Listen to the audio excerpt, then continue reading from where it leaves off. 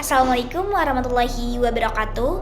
Perkenalkan, nama saya Alfika Ramadiani Rainarista dari program studi Gizi dengan NPM 251107020008. Di sini saya akan memaparkan tema yang diambil, yaitu plagiarisme dalam dunia perkuliahan. Sebelum itu, mungkin kalian pernah merasa dikejar deadline, tugas menumpuk, lalu terpikir copy paste sedikit gak apa-apa kali ya? Tunggu dulu, sebelum kalian melakukan tindakan itu, saya akan bahas mengapa hal ini sangat berbahaya bagi masa depan. Apa sih itu plagiarisme? Plagiarisme adalah tindakan mengambil karya, ide, atau tulisan orang lain dan mengakuinya sebagai milik sendiri tanpa mencantumkan sumber yang jelas. Di dunia perkuliahan ini, bukan cuma soal nyontek jawaban teman saat ujian. Plagiarisme yang dimaksud mencakup copy paste langsung dari internet atau buku tanpa tanda kutip.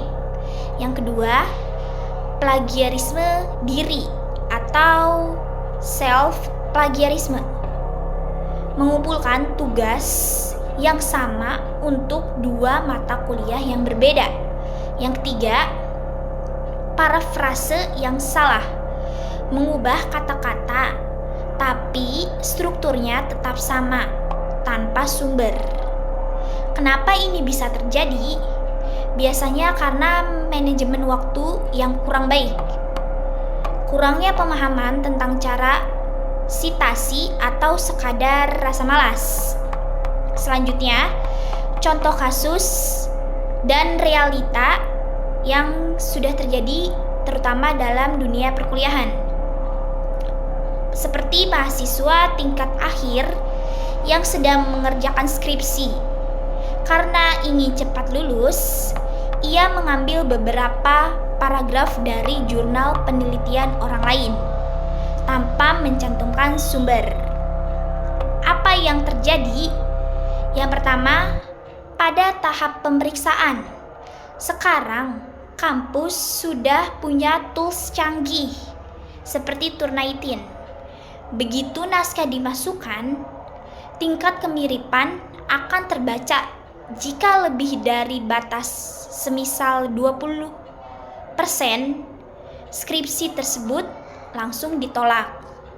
Yang kedua, dampak sosialnya, reputasi mahasiswa tersebut dinilai tidak baik atau melanggar peraturan di depan dosen pembimbing. Tidak jarang gelar yang sudah didapat pun bisa dicabut di kemudian hari jika terbukti hasil plagiarisme. Selanjutnya, dampak pada plagiarisme yang pertama, menghambat kemampuan berpikir. Kalau kita terbiasa copy paste, otak kita tidak terlatih untuk menganalisis suatu masalah. Yang kedua, pelanggaran etika. Akademisi sangat menjunjung tinggi kejujuran. Melakukan plagiarisme berarti kita sedang mencuri kekayaan intelektual pada orang lain. Yang ketiga, konsekuensi hukum dan akademik. Kebiasaan ini bisa membuat kita kehilangan integritas. Selanjutnya, apa sih solusi agar kita terhindar dari plagiarisme? Yang pertama, pelajari teknik sitasi. Pahami cara pakai apa, style, MLA, atau software seperti Mendeley atau Zotero. Yang kedua, lakukan parafrase. Baca idenya, lalu tulis ulang dengan bahasa kamu sendiri tanpa mengubah maknanya. Yang ketiga, hargai proses. Nilai B hasil jujur jauh lebih terhormat daripada nilai A hasil mencuri karya orang lain.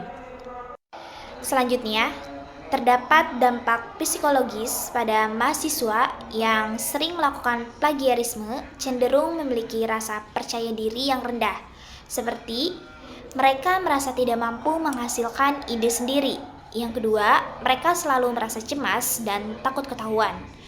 Rasa takut ini justru menghambat kreativitas, padahal esensi dari kuliah adalah proses dari kita tidak mengetahui pengalaman apa saja yang terdapat di dunia perkuliahan, menjadi tahu. Salah dalam menulis itu wajar, tetapi mencuri tulisan karya orang lain itu tidak benar. Terdapat 3 faktor utama mengapa plagiarisme sangat memarak di kalangan mahasiswa. Yang pertama, tekanan akademik. Ekspektasi nilai IPK tinggi seringkali mahasiswa takut gagal, sehingga memilih jalan pintas untuk melakukan plagiarisme. Yang kedua, kurangnya literasi informasi. Banyak mahasiswa yang sebenarnya ingin jujur tetapi tidak tahu cara mengutip yang benar. Mereka pikir kalau sudah ganti 2 atau 3 kata itu bukan lagi plagiat, padahal itu udah kesalahan yang besar. Yang ketiga, prokrastinasi atau menunda pekerjaan. Ketika tugas dikerjakan 2 jam sebelum deadline, kemampuan otak untuk berpikir kritis menurun dan keinginan untuk copy paste meningkat pesat. Selanjutnya, mengapa plagiarisme sangat merusak masa depan? Yang pertama, hilangnya skill riset. Mahasiswa yang plagiat tidak akan pernah belajar untuk mencari data, memvalidasi sumber, dan membangun argumen. Padahal, poin-poin tersebut merupakan skill nomor 1 yang dicari pada perusahaan terbesar. Yang kedua, krisis identitas.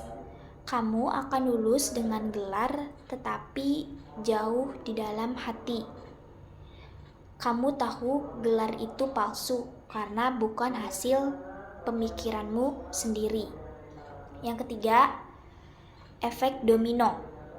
Jika di kampus sudah terbiasa memalsukan tugas, maka di dunia kerja nanti potensi untuk melakukan pemalsuan data atau korupsi akan jauh lebih besar karena batas moralnya sudah terkikis sejak kuliah. Selanjutnya, plagiarisme ada beberapa tingkatan. Yang pertama, plagiarisme tidak sengaja. Ini biasanya terjadi karena kecerobohan, lupa naruh tanda kutip, atau lupa mencatat sumber saat sedang riset. Meskipun tidak sengaja, di mata kampus ini tetaplah pelanggaran. Yang kedua, plagiarisme parafrase. Ini yang paling sering, kamu mengambil ide orang lain, mengganti sinonimnya dengan bantuan AI atau kamus, tetapi alur argumennya tetap sama persis.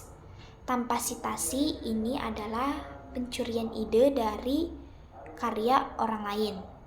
Yang ketiga, plagiarisme total. Ini yang paling memarak di dunia perkuliahan, terutama pada mahasiswa. Mengambil karya orang lain secara utuh, baik itu dari kakak kelas tingkat, internet, atau jasa joki, lalu cuma ganti nama dan NIM di sampulnya.